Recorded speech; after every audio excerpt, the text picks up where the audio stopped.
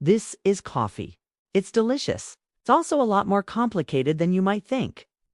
Coffee production relies entirely on nature, from the pollination of the plant to the health of the soil in which it grows. But a changing climate is threatening all of that, which could mean trouble for your morning cup. Hi, and welcome to Biologic Master. The journey from seed to cup is a long one. And while we can control some parts of it, like processing the beans, we rely on nature for most of the rest. That starts with pollination. Coffee plants are pollinated by insects called bees. They take pollen from one plant to another, which sounds simple enough. But bees are picky. They prefer plants with lots of nectar, and the plants need to produce a lot of nectar to attract them in the first place. All plants need water and nutrients from the soil to produce nectar, but coffee plants are extra needy. They evolved in the shade of the forest canopy, so they have smaller leaves and less surface area to collect water and nutrients.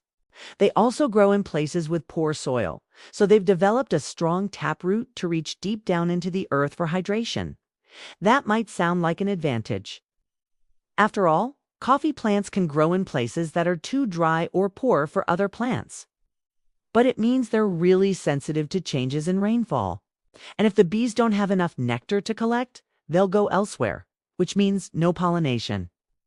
No pollination means no coffee. These factors all come together in a delicate balance that humans have very little control over. Farmers can't just make it rain or force bees to pollinate their crops. Instead, they have to work with nature. One way they do that is by planting a variety of plants in and around their fields. This provides continuous blooms and a steady source of nectar for bees throughout the year. Some plants attract beneficial insects that prey on coffee plant pests. Others fix nitrogen in the soil, making nutrients available for the coffee plants to take up through their roots. Shade trees protect coffee plants from the sun's harsh rays and help regulate temperature and rainfall. Even the soil itself plays a critical role. Microbes living in the dirt break down organic matter and make nutrients available to hungry plant roots. Together, these natural systems provide the water, nutrients, and even pollinator habitat that coffee plants need to thrive. But here's the problem. These systems rely on a stable climate. When it comes to rainfall, too much or too little can be a problem. Most coffee plants grow best in areas with consistent rainfall between 60 and 120 inches per year. But even within that range, too much rain during flowering can wash away the pollen or prevent bees from reaching the flowers. Conversely, a dry year can stress plants, making them more vulnerable to pests and diseases. And coffee plants aren't the only ones affected by a changing climate. Bees are also feeling the heat.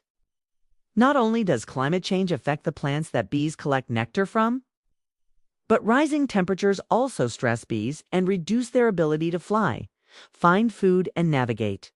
All of this makes it harder for them to do the one thing we need them for: pollination. So what does this all mean for our morning cup? Well, it's hard to say exactly how things will change in the future, but all signs point to a whole lot of uncertainty. Reduced rainfall, increased temperatures, and unpredictable weather will likely affect coffee yields in the years to come. And if we don't do something about it, that could mean the end of coffee as we know it. If you liked learning about coffee, stay tuned for more fun science explainers.